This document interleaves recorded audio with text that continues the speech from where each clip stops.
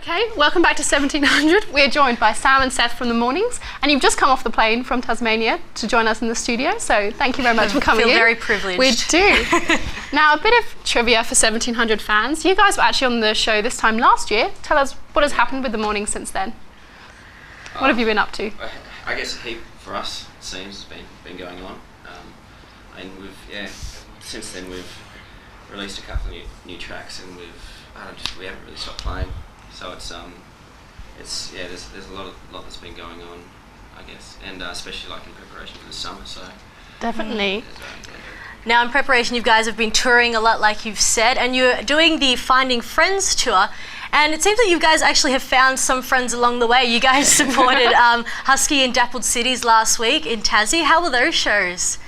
It was really good fun to play at the Republic. We played there lots of times, but it's good to do it as a local band and see and support other people that come in, because you can go up to the people behind the bar that you already know and book gigs and see great bands come down and go and support them. Yeah. It's nice. Okay, so we've had a bit of an introduction. We're going to talk in a bit later, just after this clip. That's right.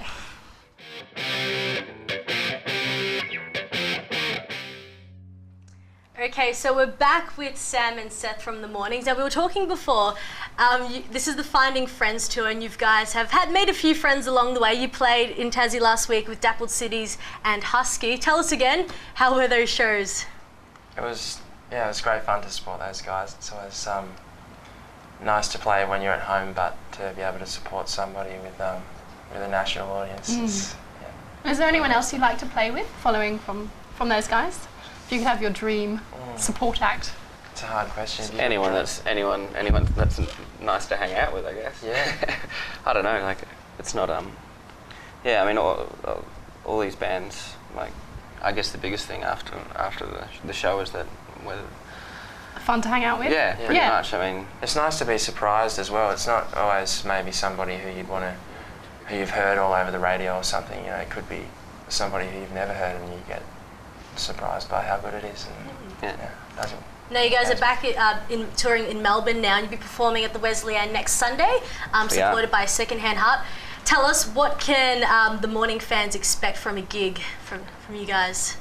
I think it's totally different to like our normal shows. Like the whole idea about me and Seth coming away and doing this tour is that we kind of, when we first started the Mornings, Seth and I guess that was the beginning of it all. So it started off with a couple of songs, and it just kind of grew to this 6-piece band. So the idea is that we're trying to get back on the road and get away from, I guess, the whole thing with 6 people, and just go back to doing some intimate things and focusing on the lyrics a lot more, and I guess really making the shows count with every single person that comes along. Now, Sam and I have been doing a bit of stalking in our research, and we came across a beautiful stripped-back version of your songs with filmmaker Jared Abdul-Rahman from Down to Earth on your Facebook page. How did that come about? I actually don't know. I wasn't.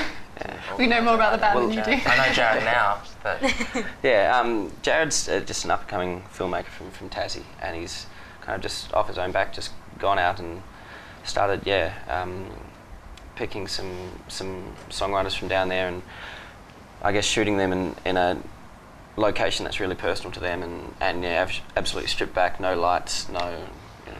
It's a really beautiful clip. I think everyone should get on the Facebook page and watch that, because I really enjoyed it. And you guys were filmed that in Tassie, is that right? Yeah, that's actually shot on my balcony. Wow. I live on the side of Mount Wellington, so it's kind of, I don't know, like it snows at my house, and there's possums and everything running around everywhere. It's crazy. Like it's only like 5-10 minutes drive outside of Hobart. Oh wow! But so you just head straight up Mount Wellington. It's like the only thing that's tall in Tasmania.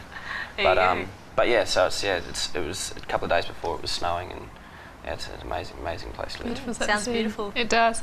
Now, Sam, earlier this year you won a competition where you actually got to go to the Song Summit Music Conference and do workshop with Gautier and Adelita. Can you tell us, how did that go? How's that kind of influenced your songwriting from that experience? I don't know. It's kind of strange. Like, it was a pretty surreal and experience to. I guess I never expected it. So, I guess the biggest thing to me was that it put me in the situation with these people that you never kind of thought you'd be sitting there with. Yeah. And I think the biggest thing was to just kind of humanise the whole situation. It made things feel a bit closer to be able to sit down, because they're both really, really genuine guys. So being able to sit down with them and them kind of joke about things that happened backstage, and it wasn't necessarily like you're going to go to something like that and come away with it by with a rule book on how to write some, yeah. number one song or anything like that. I think it just brought things a bit closer to home and made things seem a lot more possible. Have you noticed any distinct changes in how you're writing songs after that experience? I'm thinking a lot more about what they would think, but so what would Gautier do? That's sort of going through your mind. Yeah, I don't know. I just think I think the biggest thing I learned was just and that's what they said, like just make sure you stick to what who you are and what you want to do. There's no point in following his rules or anything like that. The only reason that he's successful is because he did exactly what he wanted to do. So yeah. That's really interesting. Nice message. So you guys released a single from your upcoming EP called Telescope. So how's the rest of the EP coming along with that? Yeah, I like it. That's good. Which is handy, I guess, if you're playing it. We're going to release Telescope in a couple of weeks for when we go back home. Ready to hit up in December, come back to the mainland and do it as a full Straight back 6 into weeks. another Non-stop tour. touring. You guys just never stop, do you? Very dedicated. No, so it's really excited about the songs, because I guess previously we'd started off with me and Seth kind of writing the songs together, and then the whole band kind of coming in. So it's totally different. We're all writing together in the studio instead of me coming to the band with songs. So no, it's really exciting. And now you're going to be performing your song Smoke and Lasers for us this afternoon. Yes, Can you give us a quick rundown on what the song's about? I wrote this one up in Melbourne with my brother about a year ago, I guess. Okay. And it's just, I guess, about the way that we kind of, look at each other and necessarily think that, I don't know, we see things differently until we've put ourselves in those shoes. All right. Well, we can't wait to listen to it. So stick around, guys. We're hearing the performance after this.